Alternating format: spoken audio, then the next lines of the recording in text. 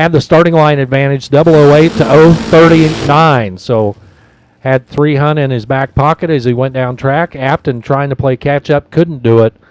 2 over 613 at 227. Good looking lap, but not good enough for Miss Afton as she will exit here in round number 1. David Harrington lines up now, left side, alongside Jeff Koron. Afton, little throttle in a bottle over there for David Harrington.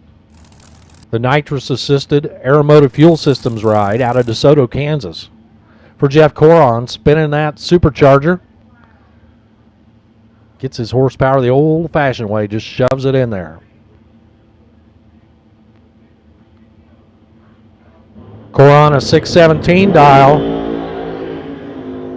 He'll be chasing down Harrington 679 at the finish line. It's going to be Koron getting the win, 618 at 222. 006 at the starting line. Good looking lap for Jeff Koron. Harrington was behind a little at the start and